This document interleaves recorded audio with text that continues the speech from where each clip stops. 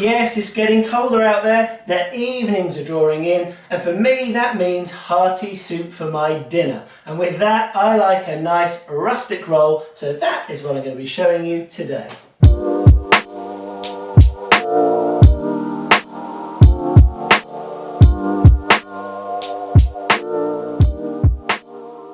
So rustic rolls, kind of a ciabatta inspired recipe, but don't worry, it's much simpler, and this is actually a really versatile roll. You can flavour it in many different ways, from herbs to seeds, nuts, olives, sun-dried tomatoes. It's up to you. Today I'm going to be doing an extra virgin olive oil and sage variety, and that's going to go beautifully with a butternut squash soup or your classic carrot and coriander.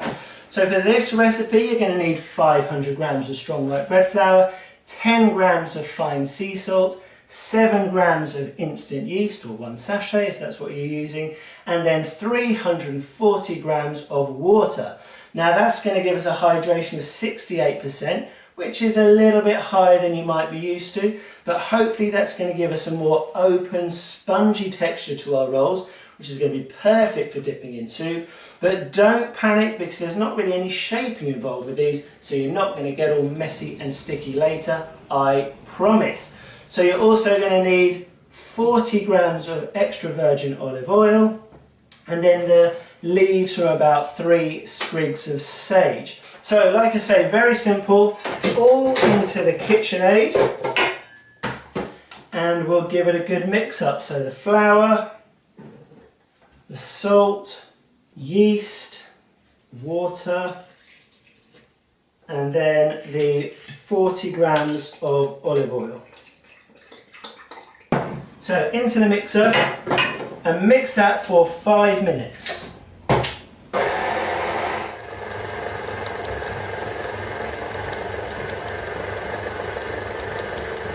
Okay, so that's come together nicely, as always looking smooth and shiny. So now we want to add our sage to this, so we'll just pick off those leaves, like so, and just roughly chop them up. There we go, then in with the dough, and we'll mix that for just a further 30 seconds.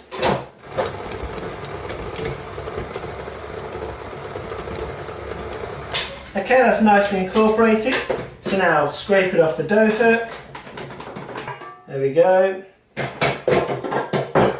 And now, looks like that. Cover it with a sheet of cling film to stop it drying out. And now we're going to leave that to proof for 1 hour. Now, a bit like the challah recipe that we did last time, this is going to be a 2-stage process. So we're going to let it proof for an hour, give it a bit of a fold, and then let it proof for another hour. So first bulk proof, 1 hour.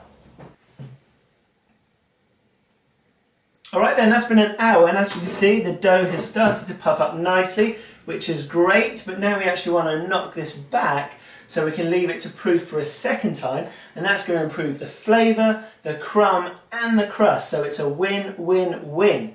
And we're going to knock it back by doing a set of stretch and folds. So if you've ever made sourdough, you might be familiar with this process, but if not, don't worry, I'll show you what to do.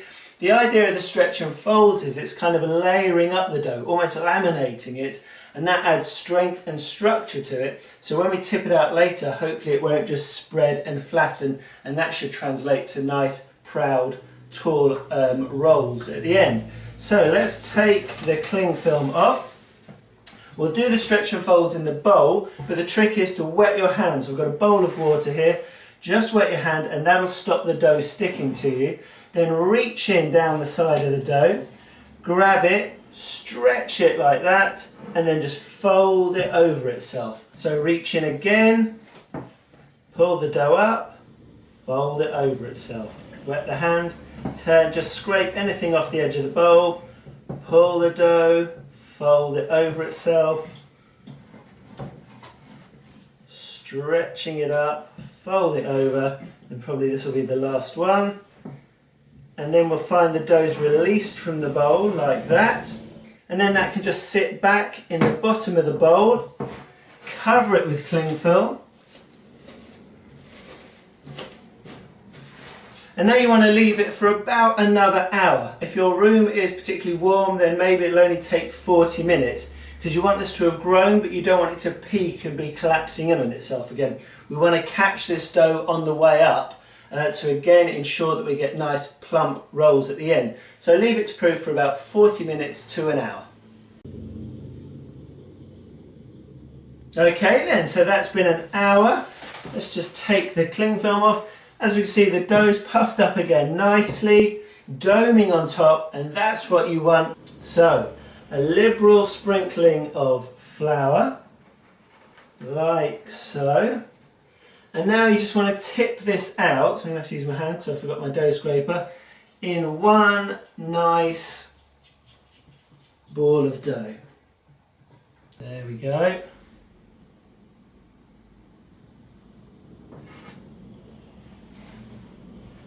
And now you just want to get this into a rectangular shape.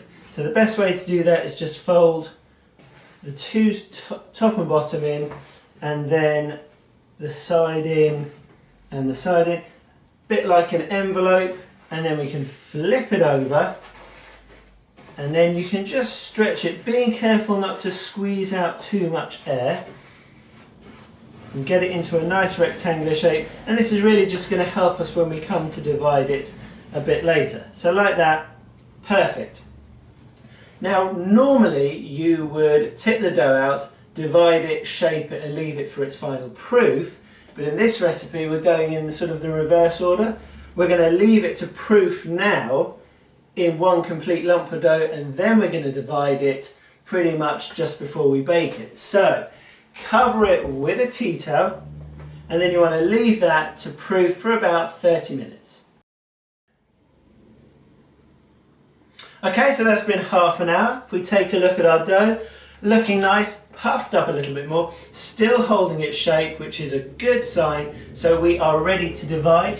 So get yourself a tray lined with some baking parchment, and then it's up to you how you divide these. If you want to do 2 or 3 bigger loaves, just cut it like that. If you want to make baps for like sandwiches or something, you can divide it into 4 or 6. I'm actually going to divide it into 16, which is going to make quite cute little dinner rolls, and that's perfect to go with soup because then everyone can take 2 or 3 to dunk in. So a little extra flour on top, like so, just spread that over. And then I found the best way to do this is to use a pizza wheel, but if you haven't got one, just use a bench press, a bench knife, or a standard kitchen knife, and I'm just going to cut it in half this way, then half again, and then half again there, and then across the other way, half that one, and half that one. Now, I'm not going to fit 16 on my tray. You could use 2 baking trays, but what I'll do is just remove the 4 corners. But don't worry, they will not go to waste. If I have any offcuts of dough, I stick them in a Tupperware, pop that in the fridge, and it'll sit there happily for a week, even up to 2 weeks. Then next time I'm baking some bread or making some dough, I incorporate that matured dough into it, and it just adds great flavour.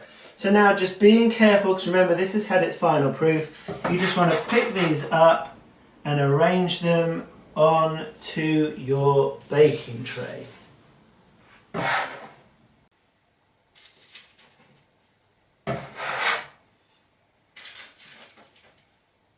There we go, like that. And remember, these are called rustic rolls for a reason. It doesn't need to be super neat, but you'll see once they bake, they puff up and look quite uniform, but still with that homemade look. So now just cover them again with the tea towel, and we're going to leave them to sit for 10 to 15 minutes whilst we preheat our oven. So you want to crank that up to 250 degrees Celsius, that's 480 degrees Fahrenheit, and then we can get these baked. Okay, my oven's hot and we are ready to bake. If we have a look at the rolls, not much movement, but it's only been 15 minutes, so that's to be expected. I've got a roasting tray in the bottom of the oven which has been preheating as well. So now I will get the rolls in, tip a cup of water into the roasting pan to generate some steam, shut the door and let these bake for 15 minutes. I will check them after 10 minutes, give the tray a turn to make sure they're browning evenly and then cook them for the further 5 minutes. If it looks like they're getting really brown, I'll turn the heat down a bit, but you'll probably find you can cook these at the high temperature for the full 15 minutes. So as always, I will get them baked, cooled, and then we'll be able to have a look at them and have a little taste. So there we have it, the final rolls, looking great. Rustic, yes, but great. Good colour on them. I left them at the high temperature for the full 15 minutes, so they've come out nice and crisp. I've let these cool for about 10 minutes. You don't need to let them cool completely. You want to serve them whilst they're still warm with that nice thin crispy shell. So normally I would just tear into one of these, but for the purpose of the video we'll cut into it so we can have a little look inside. Cut through that, and there we go, still seaming, but look at that, nice, fluffy, light, open crumb. Smells lovely. I'll give it a little taste.